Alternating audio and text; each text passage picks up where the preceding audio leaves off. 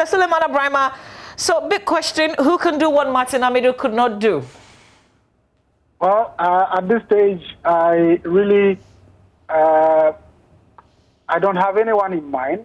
I have said before that if it comes to corruption, the two people that I trusted, Martin Amidu, Mr. Domelevo, at least they demonstrated through their performance, through their track record, before assuming office and after assuming office, that indeed they stand for the good of this country and they stand strongly in that battle against corruption.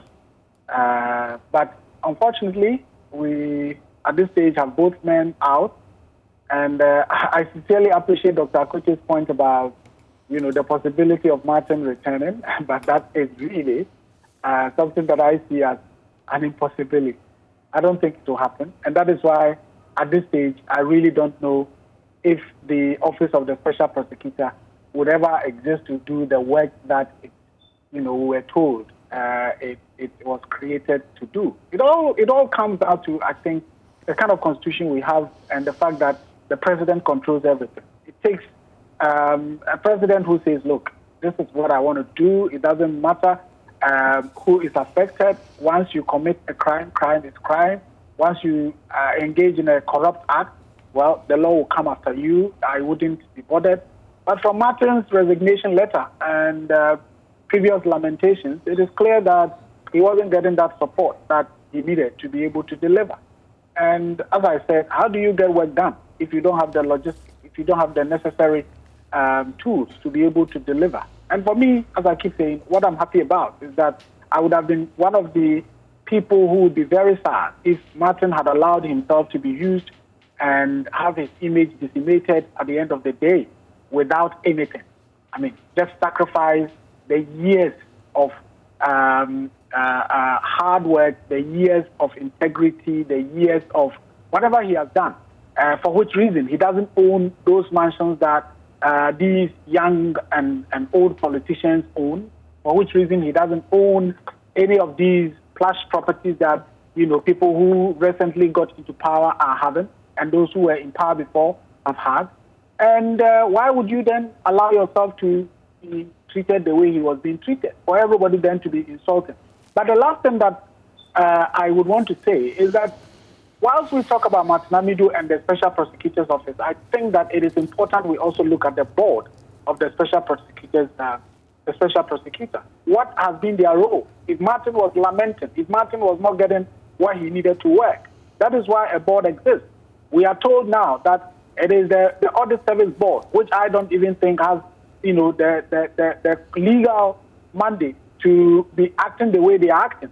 That caused Mr. Domelevo's whatever and, now constituted or authorized for an audit to be conducted and so on and so forth. So in the midst of all this, what has been the role of the Special Prosecutor's Board? And the board is chaired by my good friend, my sister, who is heading the Ghana Integrity Initiative. Mm-hmm. And in all this, I think that we should also be asking them questions. They are not talking. What has been their role? They are not talking. We've tried to get some response, and Linda is not speaking. We shouldn't allow them to say we are simply not talking. I think we should push them to talk. That is the body that was having oversight over, even though, yes, the special prosecutor in exercising his mandate would not come under the control and direction of any entity, but the board was there for a purpose. And if anything at all, that is the overarching body, that is the advisory group, that offers strategic direction, and so on and so forth. So if the institution or the person, the occupant of the position was lamenting, the resources are not coming, I'm not getting what is needed, and so on and so forth, what did the board do all the way till now? I think we must hear from them. Not talking would mean that they are either joining the other side and not being on the side of the purpose for which they were appointed. I think that my friend Linda and colleagues, we must hear from them. Mr. Sulemana Braimah, very thank you. Thank you so much for making time. Thank you for helping us with this conversation. He's Executive Director of the Media Foundation for West Africa. My colleague Joseph Akable is still with me here. Some of the significant cases that the Special Prosecutor was handling There's the matter of the Mahama Yariga that you mentioned, which is in court. Two of them, actually. One relates to tax evasion, how he imported some vehicles into the country. The other has to do with an ambulance he bought for an assembly in his constituency, which the special prosecutor says he branded as though it was a donation from him and his personal funds. And so those are the two issues that are still in court in terms of matters he has been able to take to that level.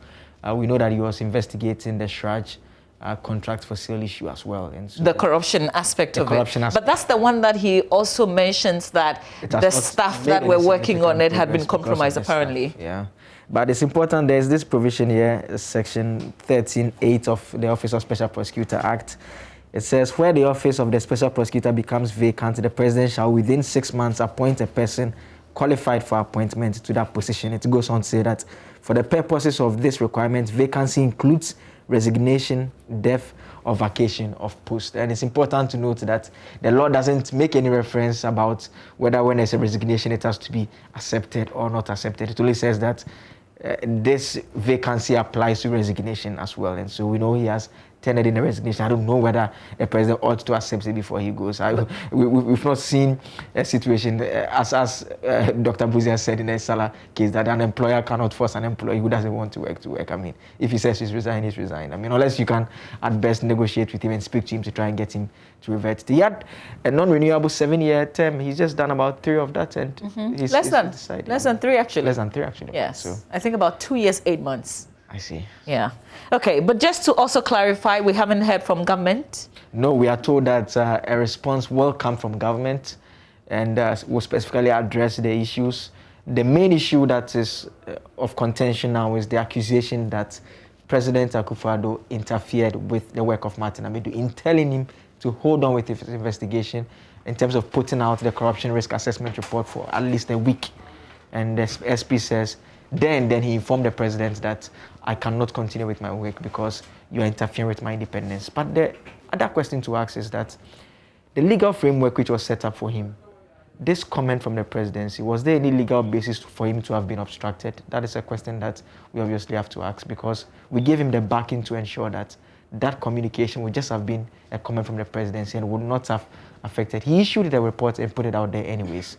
And so that one wouldn't have been something that has affected his work. But all those are matters that Mr. Amidu has taken a decision that this is someone I trusted and he has done this. So I want to step aside, but we'll wait to hear from the presidency. Well, this is your election headquarters. Trust that we'll keep you updated when there are new developments on this matter.